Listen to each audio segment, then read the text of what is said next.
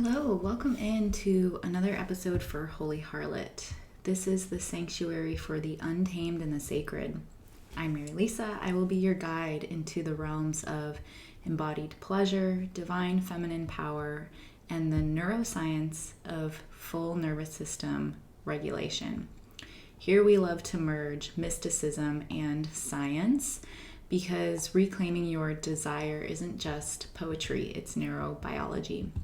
This is where we dismantle shame, rewire stress conditioning in your brain and body, and awaken the ancient codes of pleasure that have always been yours. If you're ready to turn your body into a living portal, regulate your nervous system as an act of devotion, and step fully into your magnetic power, welcome.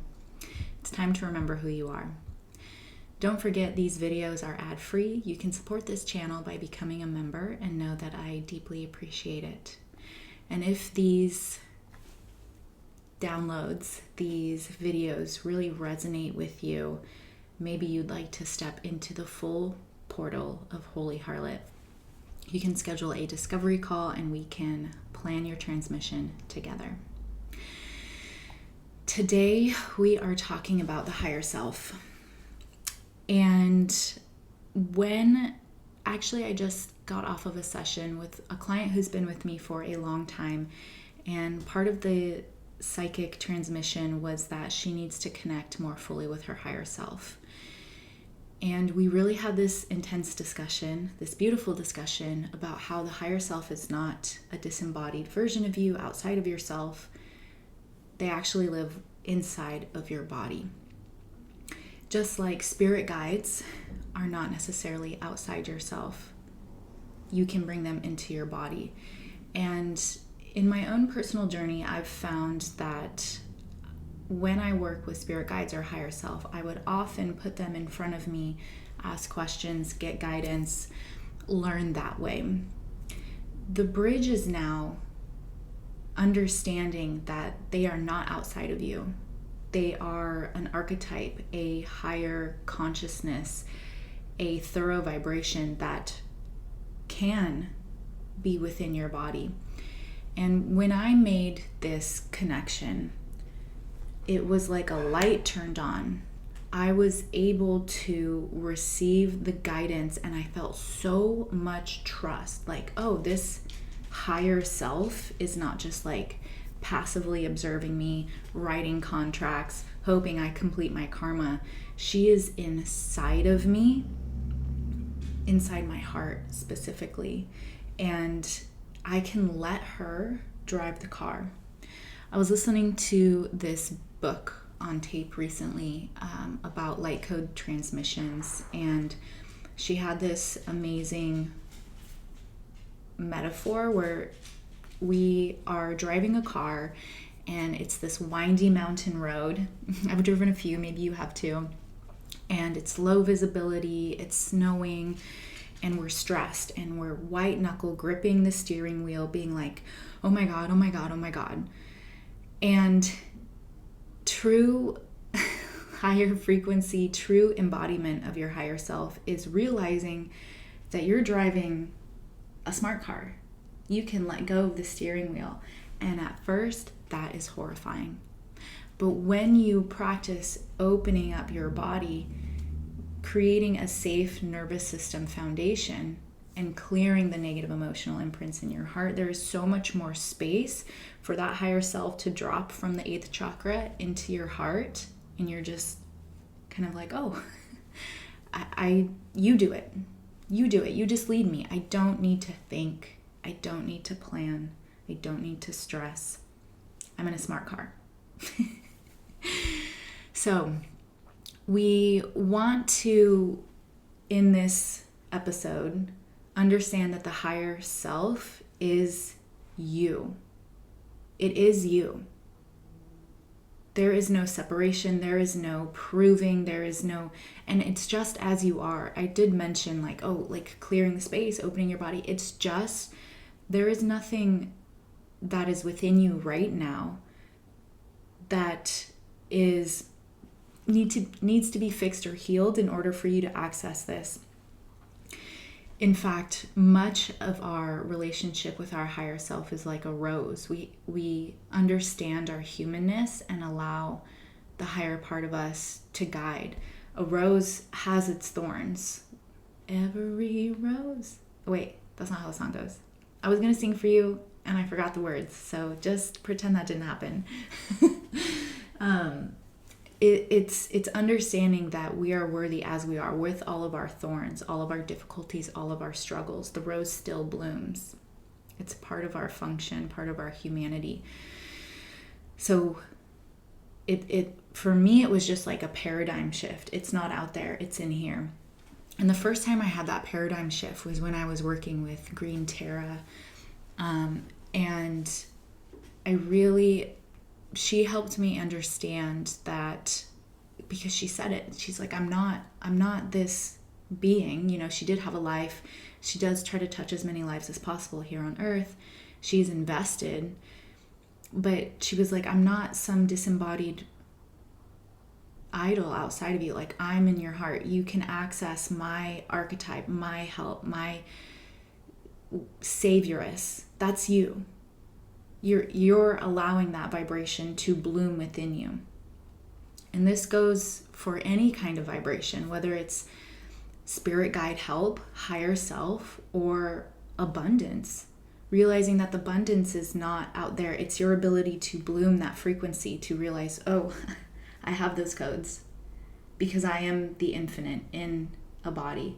So I just need to get into the body and rest in the idea that any abundance I need, any love that I wish to experience, any excitement, pleasure, joy, those are the frequencies within me. And that's the shift from struggle into thriving.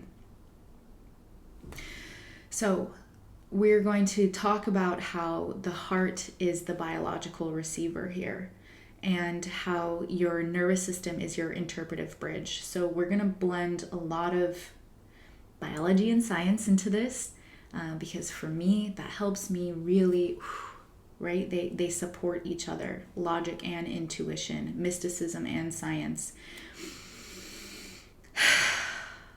Let's dive in.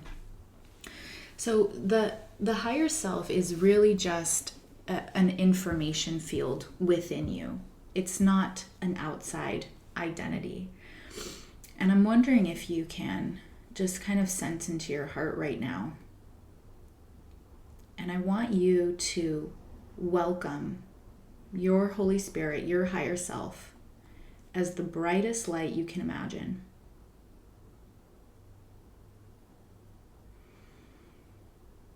This is your guiding light. This is you in your highest vibration, you in your highest timeline. The more that you can bring your awareness into your heart, into this light, and just say, you've got it, girl. You do it. It really creates such a safety within your nervous system that old programming starts to melt away. When we talk about dimensions, right? The third dimension, the fifth dimension, right? It's kind of a big topic right now. And, the fourth dimension is a bridge. It's the heart. But I want you to understand that it's kind of a moment-to-moment thing. You're not actually going somewhere when you think or hear about higher dimensions. Again, it's just a vibration that you exist on. Whether or not I'm connected with my higher self and allow the blossom of the universe around me in creation, that's a vibration I get to choose or put my awareness on in each and every moment. The same with dimensions. So I could be doing my meditation, doing my hot girl walk, like fully beaming my higher self, being like, I trust you, girl, move me where I gotta go. Oh my gosh, I just made a new friend. Oh my gosh, I just got a new opportunity on my phone. And then something could happen that can completely shift me back to the quote unquote third dimension where I'm in fear again. And then I make another choice. Oh, just kidding. I let her take care of it. She's the self-driving car. I listen to my heart, listen to my higher self, my higher vibration. It's me. I'm the one who makes those choices in every moment. And ideally, we get more and more free to make those choices when we don't feel free to make those choices, and this is something I hear a lot, like, I can't control my thoughts, I can't control my emotions. And I know a lot of you listening are at the place where you do understand you can, but maybe it feels hard sometimes. And that's okay. Those are the thorns on your rose. You're not imperfect for having struggles. You just keep making the choice. Keep creating a safe body, a safe nervous system for all of these energies to bloom at your choice and at your intention. So your higher self is the guidance to all the things that you want, that you wish, that are part of your purpose here on earth. And we don't need the full puzzle pieces in order to trust. And that's what shifting out of the brain and into the heart is all about. Your brain will want to know exactly what the picture looks like. And when there are missing pieces, it will freak itself out. It will clog your reticular activating system and your default mode network. It will crunch your nervous system, making you in high stress, fight or flight. But in reality, this paradigm shift is bringing your consciousness into your heart, realizing you don't need the full puzzle picture. You get one piece, and you just happily go along. You let go of the steering wheel and remember that you are in a self-driving car. All you need to do is pick the next moments that feel best. Your higher self communicates more easily with you. This higher frequency of you is able to communicate more clearly when you are inside your body. Again, a lot of the work inside Holy Harlot, a lot of the work I do in quantum healing sessions are bringing people out of the mind and into the body. And we'll talk about the amazing work that the Heart Math Institute is doing on why this actually works better, why people are having more success in external circumstances and internal emotional states by hopping out of the brain and into the heart. But for now, it's all heart stuff, okay? So most people think that the higher self is quiet, right? That maybe you've even received messages that didn't pan out, and that can be really disheartening and that can be really confusing. That has definitely happened to me. And it is when you're going to have to parse this out for yourself, but for me, there is a difference in my voice when it's instinct and fear versus intuition and higher self. The other piece of the puzzle that gets a little bit more philosophical and esoteric is that, let's say I receive a message from higher self, like I just feel really motivated to cancel all the ads that I'm running for my business. And my brain goes, is that the smart thing? How will people find me? What's the reach like? And I decide to listen anyways. When you start building that trust is when you hop out of this dimension, this vibration where, is it true? It could not be. I need to be logical and kind of, sort this out, into a new paradigm where every decision you make becomes true.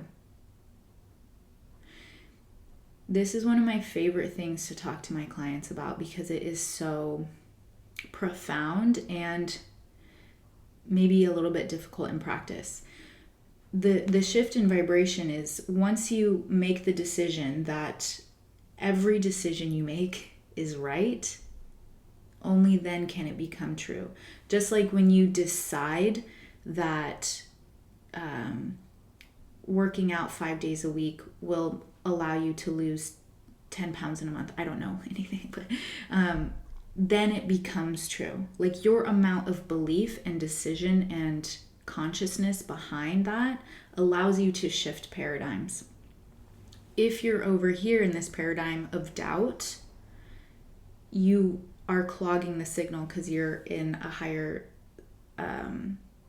your body's trying to keep you safe, so it will only bring in information that is potentially dangerous.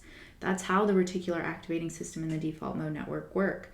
When you're stressed out, they will only gather information that proves the stress.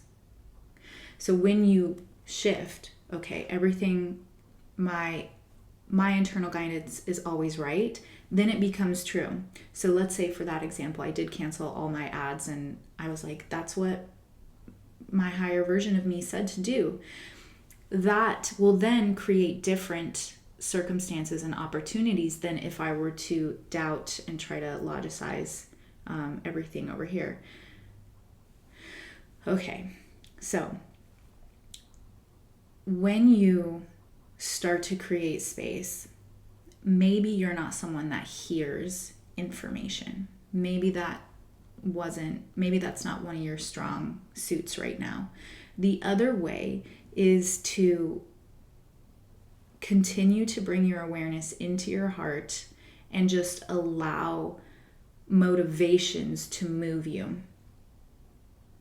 So this bypasses the subconscious fear states that might be a part of your old programming, because when you're constantly in the heart and you're not giving yourself the space to overthink about things, you will find yourself just doing things and then they will blossom.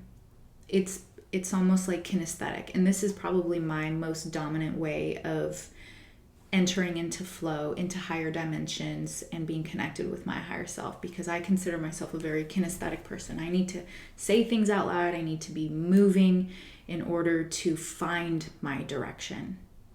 And so that's been the most important thing for me. I will, before I leave the house, when I go walk Sullivan for our walks, I will allow my Holy Spirit into my heart and shine that light so bright. I will anchor through my womb, connect my grounding cord to the earth, and just walk.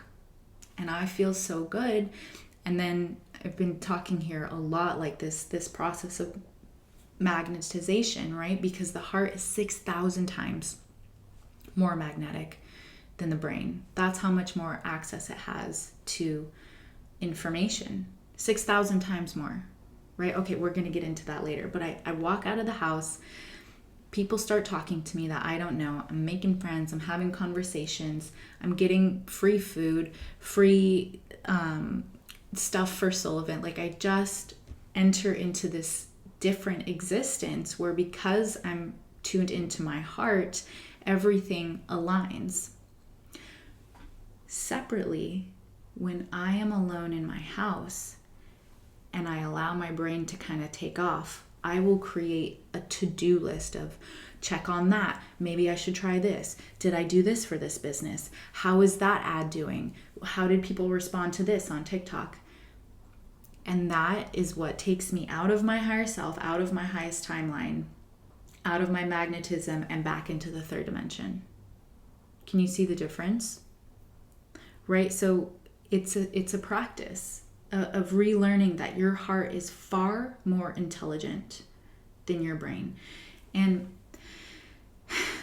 I really hope maybe one day I get canceled for telling people to stop thinking. Like, altogether would be hilarious. But really, like, when we have decided that we are the brain, that we are the thought, that is what creates so much problem for us, because we are disconnected from our body as a temple, our heart as our higher self, and our womb space as our CEO. Like, we're ignoring like the majority of where information, synchronicity, and higher timelines come from. Okay. Let's go into section 2, the heart as an electromagnetic portal.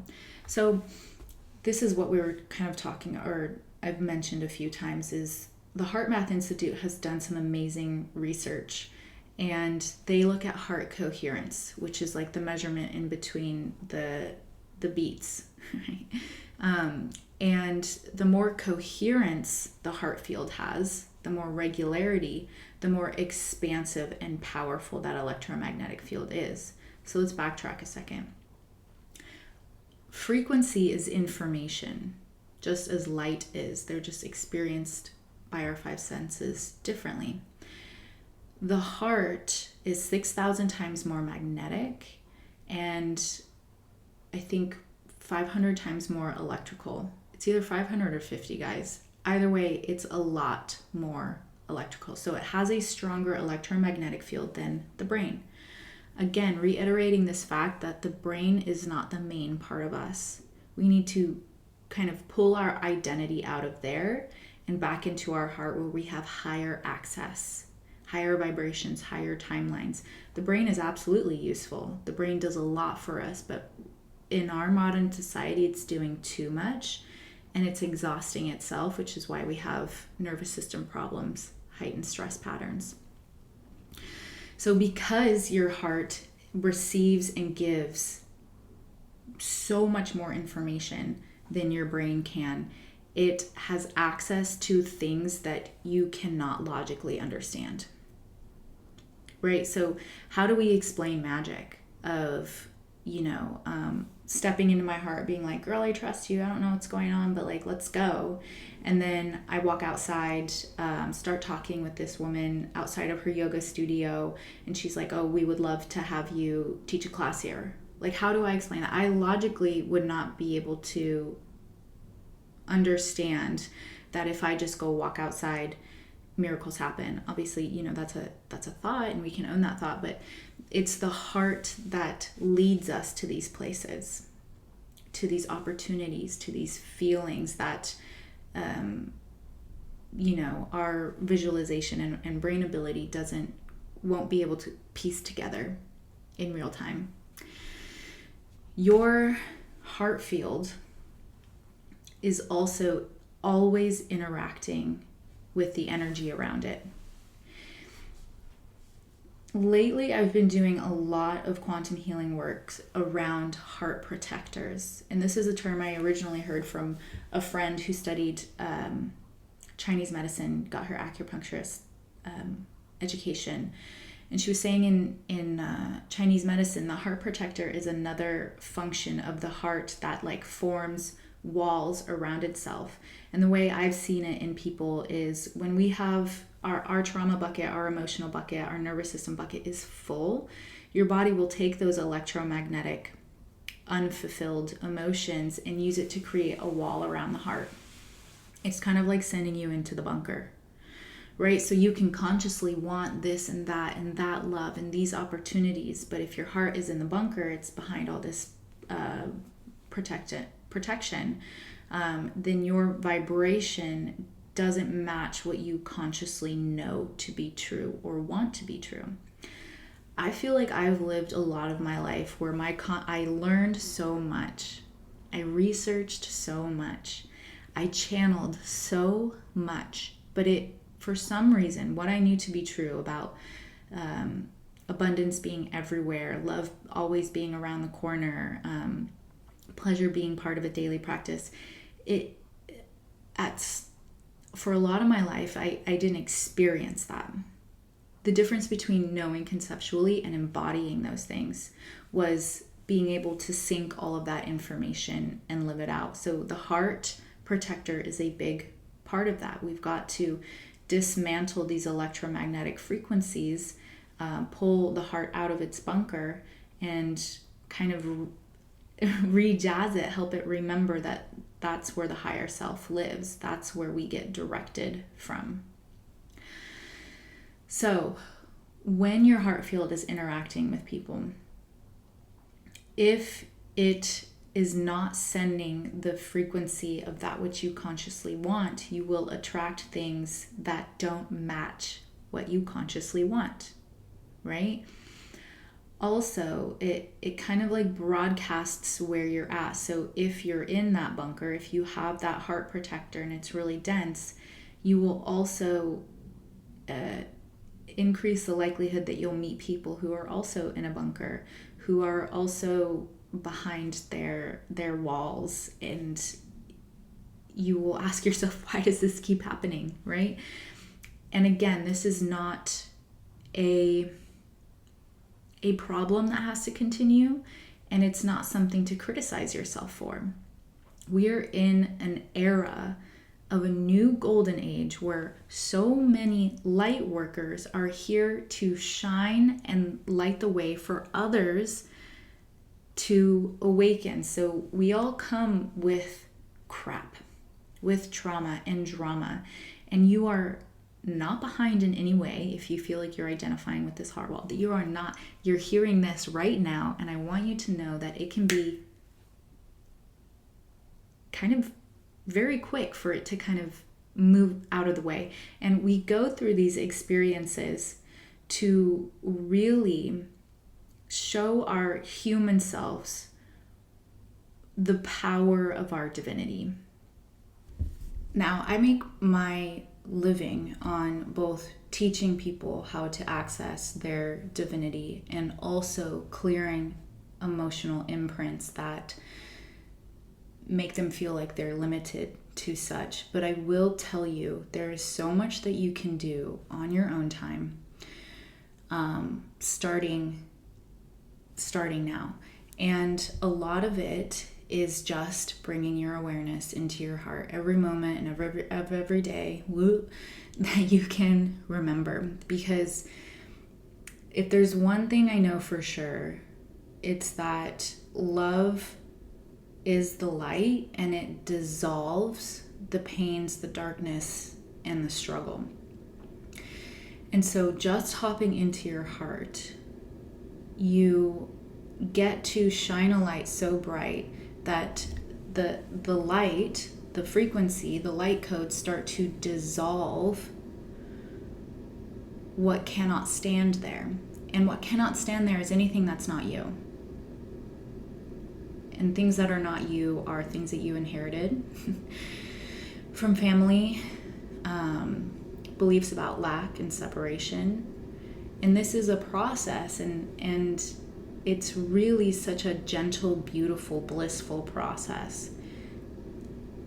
The other thing I know for a fact is healing doesn't have to be so dramatic all the time. And any one of my friends will tell you, like, I'm kind of addicted to like the pain and drama, or I was, right? Like, I convinced myself that it was through pain and struggle that I got the greatest gifts. And that has been true in my life. That absolutely has been true. I'm at a point now where I want to leave that paradigm behind, where I have left that paradigm behind. And I'm now in the process of like, oh, my healing, my escalation, my beauty, my bliss is easy, fruitful, and joyous. So, simple things at home for dropping into your higher self frequency, for expanding this light that can dissolve pains and struggles, lack and limitations, is breath, diaphragmatic breath. Sinking into your belly and using your belly to pump your lymph, to pump your blood, and to exhale things, right? Things that are not for you, or things that are done, and inhale things that are for you and things that you're welcoming. Movement, obviously, and this is a big one because I'm a big fan, obviously, of like regulatory movement. I use that to pump my lymphatic system. But non-linear movement is incredibly important because we know that maybe only about 10% of you is conscious, while the 90% of you is subconscious. So how do we access this 90 part of our supercomputer in order to shed the things that we don't want and call in the things that we do want, i.e. magnetism? It's through non-linear movement. Because when you just allow your body to move, dance, groove, tone, light language, I also consider that non-linear movement, you are allowing your subconscious to basically unprogram or reprogram. Think about it. Like when you dance and you're in this groove and you're not thinking and you're not like learning a dance or trying to be sexy, or you're not scared of being seen as a little bit, fun or crazy, your body is actually moving things out and calling things in, the subconscious part of you.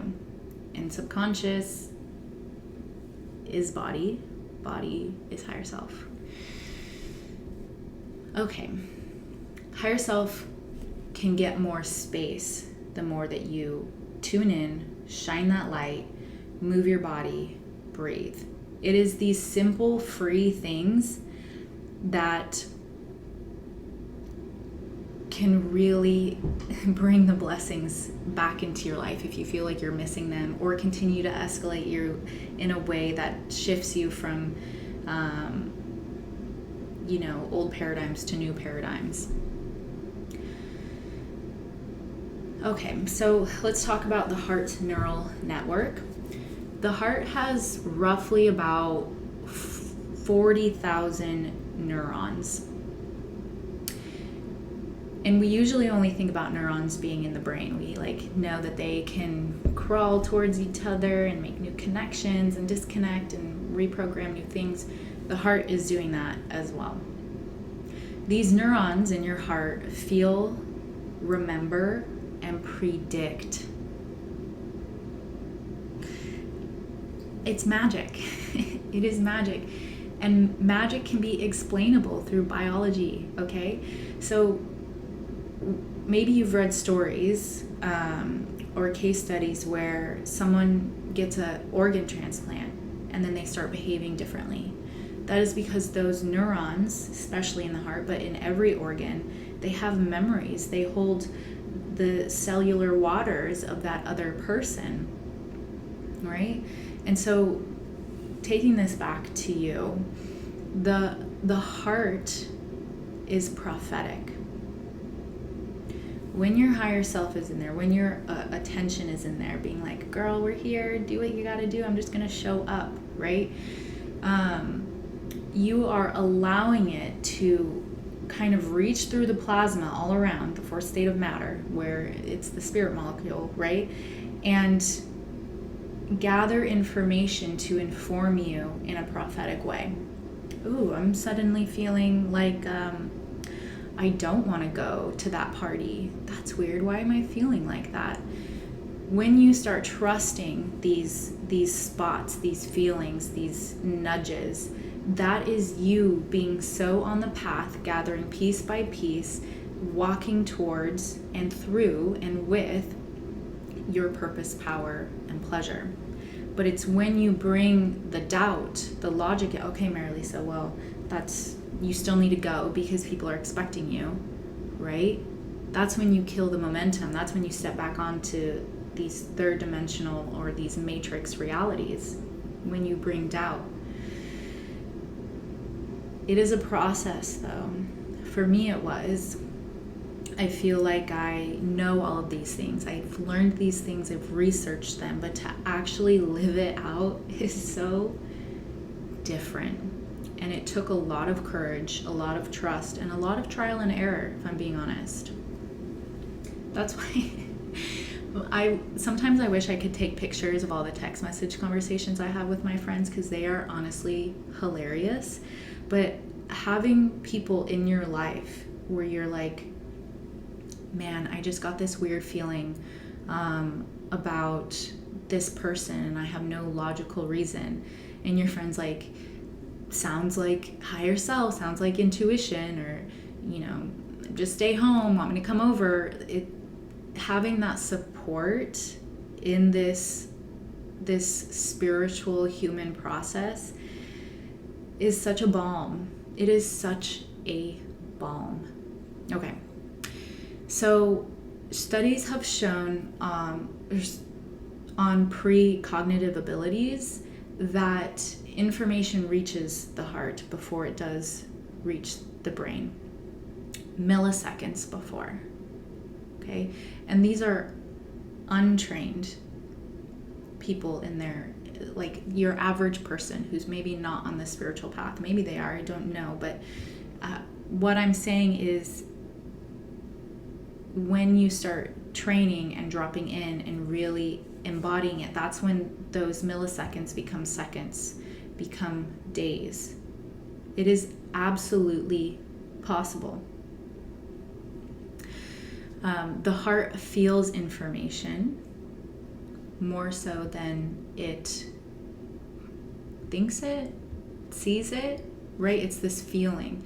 And so that's why most of the deep intuitive work, the Holy Harlot work, is about the body. This is the temple for receiving magic, for connection to divinity, embodying divinity. What I hear a lot of questions on is, how do I know the difference between anxiety and intuition? I want you to think of filters, right? So this goes back to stored electromagnetic imprints, negative emotional imprints. Let's say that you're in your heart and you get this very nervous, scared, oh my God, I feel doom, or now all of a sudden I'm scared of this person that I'm in the room with, or I think they're bad, or something in the car, I don't want to drive home, the car might crash. These fears, right? So instinct versus intuition.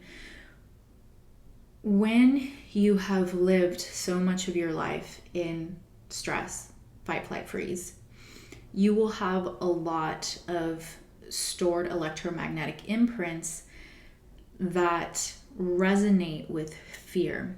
So you could receive an information pattern, but once it passes through your filter of fear, of dysregulation, then it will become distorted. When I've received information that made me anxious, I discount it immediately. Or I will pass it to my heart and give my heart 10 minutes, an hour to give me clear feedback. I won't ask for it right then. When I have received information that is negative, if I did not feel anxious about it, then I would consider it truth. That was old version. Maybe that's like step 1 or step 2. Now, I really don't receive any fear messages. That is where I'm at right now. That doesn't mean that in 3 months I won't go through another kind of retrograde moment and experience some fear, because we're always learning and we're always growing, right? But now I'm so deep in my body, in my trust, in my awareness, in my peace, that no real negative or unhelpful information can distort my peace, right? That's the process of letting higher self, the highest version of you, drive this temple, this car. The nervous system translates your heart field information. This is why the nervous system is the soil from which all of your spiritual gifts and your blessings can grow. If your nervous system is constantly stuck, I'm pointing to my vagus nerve right here, in fight or flight, it will misinterpret so much energy. It will miss out on miracles and on magic. Again, because your reticular activating system is not allowing it to pick up those terabytes of information. So having a fertile nervous system, one that is able to switch on from sympathetic down to parasympathetic, right? That regulated response, that's what allows you to interpret information, I don't want to say correctly, in alignment with your higher self. So an example of this is, I live in Portland, and there is a homeless or houseless community, and there's people that walk past my, in my neighborhood all night. Not all night, I'm being dramatic. And so every time I hear something at my door, I used to oh my God, is someone there? Are they sleeping on my front porch again? Are they keying my car? That kind of unsafety. Okay. That was old, unregulated nervous system stuff. Now, when I hear a sound, I feel the spike of cortisol and adrenaline, and then I'm able to, within seconds, go back to sleep. That's what a regulated nervous system is like. It's like you still have those responses. It's normal, it's human, it's helpful. But if there is no actual threat, being able to settle back in. Hey, outfit change. This video has been longer than expected. I have so much information on this. I'm going to try to pare it down because I don't want this to be overly long. But we last spoke about how the fascia is the electromagnetic highway for you to be able to gather more of this frequency that your heart and body are able to access. And in order to do that, you have to have a relaxed and open state. Your body is the temple for which worship and divinity can come into. So if you want the spiritual gifts, the telepathy, the psychic understanding, the prophecy, the intuition, you have to have an open, clear, and juicy body. Literally juicy. Like your lymph is flowing, your blood is flowing, your fascia is juicy and flexible. Some reasons why we can't or feel like we can't access our higher self is that we have chronic bracing, which might be seen as blood sugar problems, hypertonic pelvic floor, poor sleep, always worried, always disaster thinking, or always overthinking. This emotional armor, this constantly being in fight or flight, creates the armor of incoherence, preventing your heart from accessing more frequency, more electromagnetic information. Shallow breathing is a big one. Lymph stagnation, mineral depletion, just stress and trauma. When you are working from a space of your nervous system is trapped in old stress and old trauma, then you are likely to gather information in your body and misinterpret it, which can cause more doubt within you. So the paramount step, I guess, is what I'm trying to get into in order to access the clarity, the perfection of your higher self, your highest timeline, highest vibration, is to begin relaxing, is to begin practicing breath, is to spend time shining that light in your heart, is to do your own things. Like I could sit here and tell you all the things that I do in order to create a relaxed and juicy body so that I can access more frequency, but you will have to find the thing that you want to do, because it's the thing that you will stick to, right? It's creating a new dynamic, a new foundation. One of the paramount shifts that I made in my life, and I practiced this in kind of funny places, and I saw its great effect, was that I no longer criticize myself. And I didn't realize how much I was criticizing myself until I told myself I would no longer do it. So I play pickleball, and it's pretty competitive, and it's so fun. And if I miss a shot, I would huff and be like, damn it, Mary Lisa, come on, little things. Now when I miss the ball, I'm like, oh girl, that was so good. Good job. I love you. I love you. You're perfect. And I started playing better.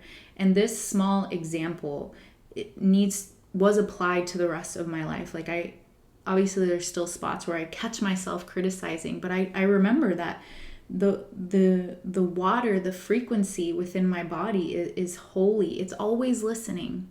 It's always listening. And so if I just change the way I speak to myself, then I change what I have access to. I literally, when I compliment myself, when I love on myself, that is how my higher self speaks. I've stepped into her by doing that. Softening your fascia, whether it's rebounding, exercising, dancing, using your breath into your belly to pump lymphatic system, to clear out old stagnation, building tolerance for internal sensation. This is where ghost touch and pleasure breathing come in, because it does, for the stress out system, make you a little bit uncomfortable. But even just sitting with yourself in the morning and being like, what do I feel and where? Where's my strongest sensation? Where's my weakest sensation?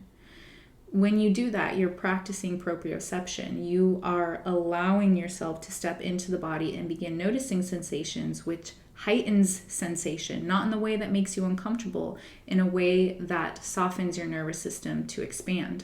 And also letting your emotions out to play more. This is the number one tip for magnetism. Go see the last episode. But in order to be magnetic, you have to be emotional. You have to allow your emotions to come up. And there's this very interesting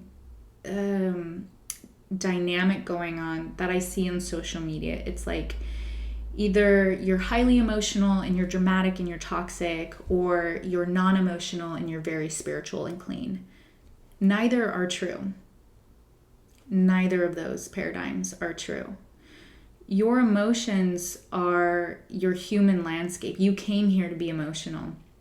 And I'm not saying go get angry at everyone when you know, but the ability to feel anger and honor it, express it, will allow you to move through that magnetization and prevent it from getting stored. So many of us don't understand more than like two emotions, which is frustration and contentment, right? We didn't have a lot of emotional range demonstrated to us when we were younger, maybe, but you need to be able to be your number one cheerleader. So I started this practice a while ago where I would use songs and I would sing them with my full heart. Sad songs, happy songs, sexy songs, whatever. It allowed me to understand my own emotions in such a way where now I can honor them.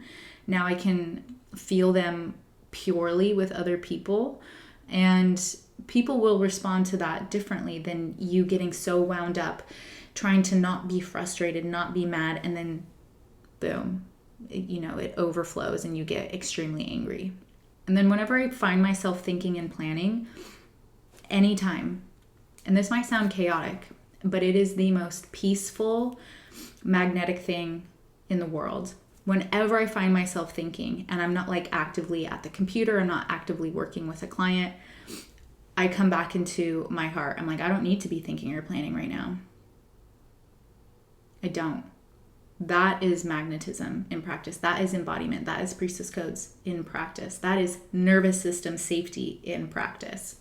When you start to do these actions, you will notice that you find more comfort in your heart space. It becomes actionable. Like, oh, I do feel really comfortable when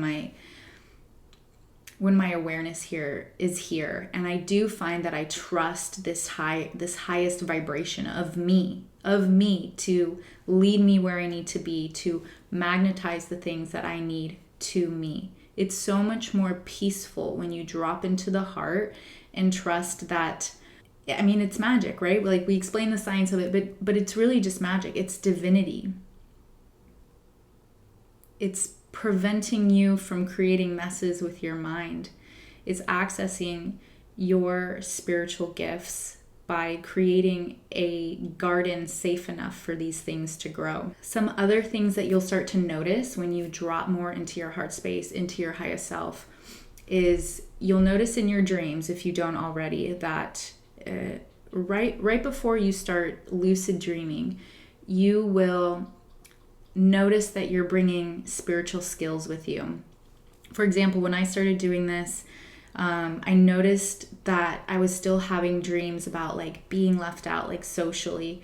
And then I remember in one dream, I put my hand over my heart and I said to myself, Mary Lisa, it's your vibration that matters. Just be yourself. And that was the dream. And that was like the precursor to bringing my full consciousness in and being able to lucid dream and work on things that I can in the dream space. That's a cool thing that comes. Also, people pleasing kind of falls away. You trust your higher self so much, and you know that you're acting in a way that both is boundaried, is loving, is kind, and is in the highest frequency for you. And when you bring your highest self, it can only bless around. And sometimes that bless is a trigger for the other person, but it's not about you. When you bring your highest version of yourself, it can only lead to spreading more of that frequency, that offering to others. You'll also notice more synchronicities. You'll notice more signs. 333, 111, leaves in the shape of a heart, or, someone walking past your house that you really needed to see, or knowing someone was going to call you before that. Like these small things, these small synchronicities, because you have left this dense vibration, this stress vibration where so many people live, and you've entered into where there's more expansion, where there's more divinity. So you'll notice that you're doing things without the 10-step, 10-hour overthought process. You'll feel like, oh, this is what I want to be doing. This was my decision. That full trust. Or if you're still kind of questioning it, just send it all the way back to your heart. Just be like, oh, she'll guide me, he'll guide me. I let my higher self guide. Go ahead, do whatever you need to do. When I was confronted with an angry person a few days ago, and it triggered my nervous system, like, oh, okay, like, how do I act? And now I'm scared, and like, should I be mean and stick up for myself, or should I let them walk all over me? Like, I had all of these thoughts, and then I was like, oh wait, okay, I give it back to you, heart. I give it back to you, higher self. And then she turned around and said sorry. Like, it's just magic. It's just that my heart, when I sink back into my heart connects to someone else's heart and has like a million conversations in between. Do you know what I'm saying? When I don't step over the toes of myself, there's so much more opportunity for love, connection, opportunity, expansiveness. It's like your thoughts get placed instead of you trying to produce as much. It's just a lot less stress when you just send it all back to your heart, the highest version of yourself. So kind of to summarize this video, this episode, you do not access your higher self as much as you tap in to your highest vibration. Like, she is you already.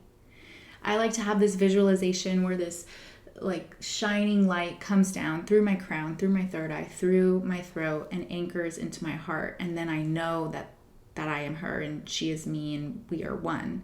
So you can add a visualization to it. Higher self connection is not something that you kind of achieve or transcend into. It's about deep embodiment. It's about creating that safe place of trust, of regulated nervous system, so that you can begin listening and allowing this frequency to move and create and even destroy things without you having to trip over yourself. Pleasure becomes more accessible, but it's also the pathway to these higher vibrations. Pleasure just meaning like things that you enjoy. This is the greatest nervous system balm of all time. I enjoy this. Like, it's just crumb after crumb. Just keep going on the next smallest thing that you would enjoy. Your heart is the smartest, most divine architecture. She sits in the middle to regulate your divinity and your humanness. She merges them together with you. Always send it back to the heart. Any decision, any question, and be open that like you don't get maybe thoughts, you don't maybe get words, you don't maybe get answers like that. You're just led. You're just like, take care of it. Do it. Show me where I need to be. Bring who needs to come. I trust that. Something I started saying with my clients that has kind of really increased their health outcomes. I just started saying like, I trust the light in them. I trust the light. I also say that when I break things off with men. And I've never had any problems in the last few years. Like, I trust the light in them. I trust my light. I trust their light. I just trust. You can use that in business. You can use that with your family. Just bring it back to the heart always, because it knows infinitely more, can access infinitely more, can do the conversations for you, can move mountains for you. That's all you, your ability to access your divinity, your higher self, your highest timelines. Bring it back into your heart. I think that's all. Long as it is. Thank you so much for joining me. I know that there's plenty of things out there for you to be watching, for you to be consuming. And I just know that I trust the light in you. I trust that we've connected for a reason. I trust that you're on this channel for a reason. And I really honor that. And I thank you so much for being a part of this community, the Spirit Collective community, the Holy Harlot community. And let's continue to just feel as good as we can, creating our heaven on earth together. Amen. See you later.